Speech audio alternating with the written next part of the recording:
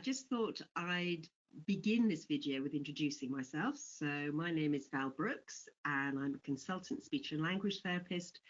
And my area of specialism, if you like, is working with young people who have language communication difficulties, but also present with social, emotional and mental health problems. However, I'm hoping that these videos are going to be applicable to a wide range of young people. So I'm hoping that whatever the kind of presenting difficulties that your young people may be experiencing in terms of language communication, there will be something that will be helpful to you and to them. My current role, I'm sort of what's called a strategic lead. So that means that I'm helping the counties, that's the whole county, so that's Devon, Torbay and Plymouth. I'm helping the county develop their kind of policies and practice regarding young people who have social, emotional, mental health difficulties. So that's me. And all the videos virtually, apart from maybe the last one that you may see, are about managing relationships, because relationships are so crucial to our young people and can be so difficult if you have language and communication difficulties. So next slide, please.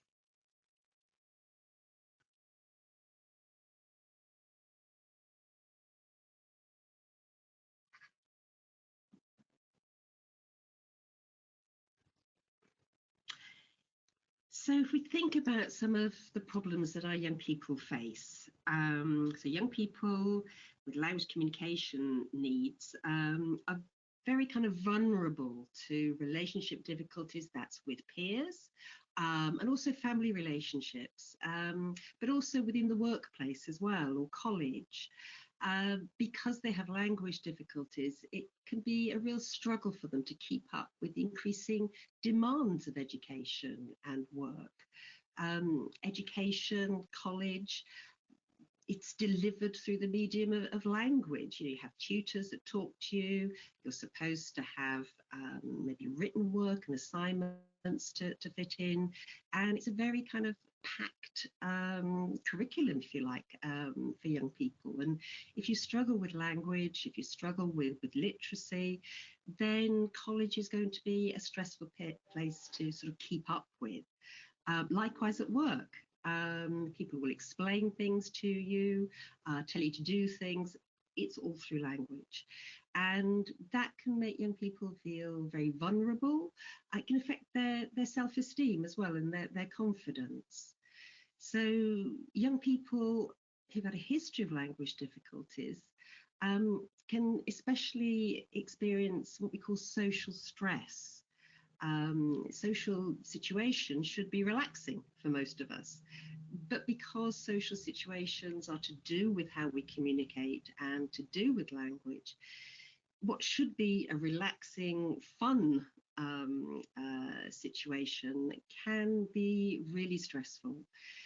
Young people can struggle to make friends, so they have poorer kind of quality of friendships. They struggle with their own communication skills as well as understanding those of other people. And so this leads to sort of higher rates of anxiety and even depression. But, next slide, please. None of this is set in stone.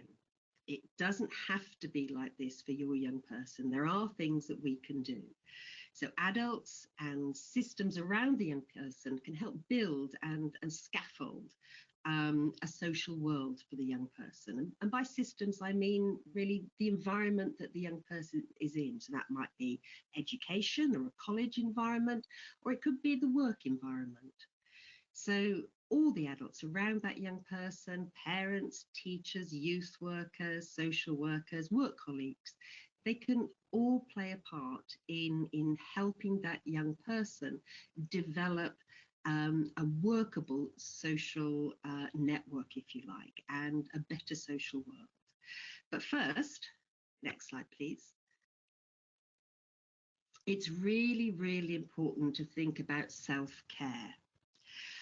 Being a parent of any young person is incredibly demanding and stressful. especially as they move sort of into adolescence and adulthood. There are so many difficulties that young people now face in the world. So, parenting any young person is stressful. Parenting a young person with communication difficulties is additionally stressful. It puts additional demands on you as a parent. And unless you're in a really good place, unless your own emotional health and well-being is solid, you're not going to be in a position to help your own young person. So self-care is not selfish. It's absolutely vital for you, keeping in that place you need to be to help your young person.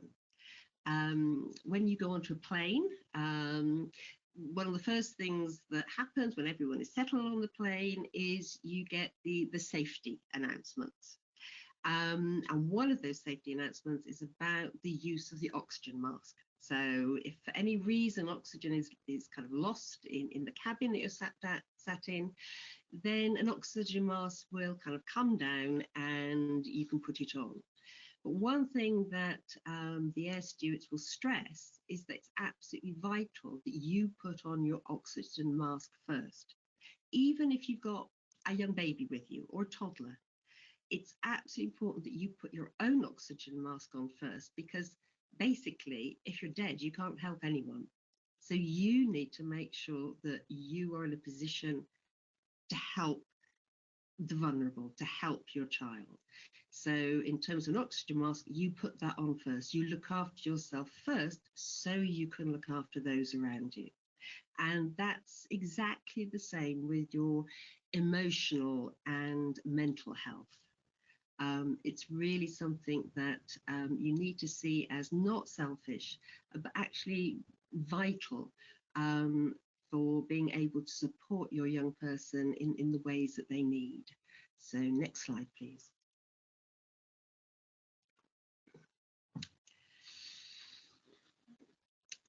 The kind of demands that your young person kind of places on you and on your family can mean that sort of you need added resilience and added emotional resilience to manage. And when that's lacking, and it's a young person with loud communication difficulties, their needs have been going on for years. You will have been actively supporting them for many, many years and using your own emotional energy to do that. And sometimes you can get into what we call block care. So when over time you've been working and advocating for your young person, you get to a point where you're emotionally exhausted. And it's an experience, it feels like you're just going through the motions. So yes, you're doing what you need to do, you're getting them up in the morning, you're making sure that they've, got something to eat, you're checking they know where they're going, you're doing all the kind of things that you should be doing. But it's like you're going through the motions. You no longer feel emotionally connected to your young person. And that can sometimes be called what we call blocked care. And it's really important to notice this as soon as you can. If you feel you're getting to this state where you no longer feel that emotional connection with your young person, you no longer feel that you can experience joy or pleasure in them. And noticing this really early is very important. If you notice it in the moment, so maybe there's a stressful kind of situation with your young person, you're having to explain for, oh, goodness, no, the 100th time something to them, and you feel, oh, I'm just exhausted. I'm not sure I can do this anymore. If you notice it in the moment, there are things you can do to kind of regulate yourself. So it's things like trying to take out a little bit of time for you. It may be that you have to say to your young person, I'm sorry, I need to have a break now. I can't manage this at the moment. I just need to go out, maybe go for a walk, but I will be coming back. I just need a bit of space at the moment. Sometimes just a breathing technique can be helpful. So this is where maybe you breathe in for 5 seconds, hold the breath, and then breathe out for 5 seconds. So it's something like you breathe in, and then you breathe out. And if you do that until you feel, your heart rate is slowing, your thoughts are not racing around anymore, it can just help to kind of ground you back again in yourself. You may have heard about mindfulness, and there are certain techniques there that can be useful. So one of them is what's called the 5, 4, 3, 2, 1 technique. And this is where you just take time and you go through and you think, right, what are 5 things that I can see? So you just look around the room and look at 5 things. Then what are 4 things that I can touch?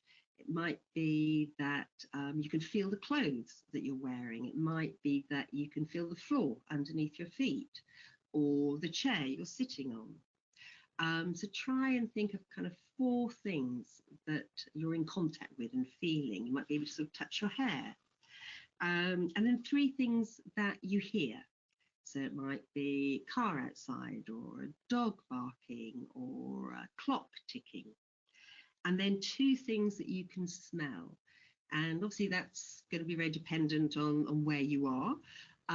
It might be that you walk to the bathroom and just pick up some soap or some shower gel and smell the perfume. Or go to the cupboard and find some food or some fruit and smell that. And then finally, one thing you can taste. Can you taste in your mouth the last thing you ate or the last thing that you drank? And all these things just give you that kind of breathing space. So when in the moment that you feel you're getting really het up and that you just can't manage this anymore, some of these techniques can just help slow down your own emotions, slow down your own thoughts to help you reconnect again. And you might sort of start thinking about what you found that helped. These are only some suggestions. You may already know things that help you, and it might be an idea maybe you can share that amongst yourselves. So this is what you can do in the moment when you feel, I'm really just at the end of my tether, I can't do this any longer. But what we really want is to stop you getting to that point. And in order to do that, we have to do something called fill our jugs. So next slide, please. And this is the idea that you can't pour from an empty jug. If you feel that you're completely depleted emotionally, that there's nothing left inside to give to anyone, your young person or anyone, then that's a feeling of that complete emptiness. I've got nothing left to give. So it's really important that we keep that jug topped up. And that means spending time for ourselves. That means making sure there are some things that we do that we find pleasure and enjoyment from for ourselves. This keeps that jug kind of topped up. If we can still experience pleasure and joy and interest, then we can continue to feel pleasure and joy and interest in our young people. And that's what they really need. They really need to feel that emotional connection that they have with you. So next slide, please. So maybe as we come to the end of this particular video, you can start thinking about what is it that fills your jug? Where do you go for your pleasure, for your moments of joy, for your moments of relaxation? Begin to think about activities or something that you can do for yourself. So thank you very much for listening, and I hope there's a few ideas there for you.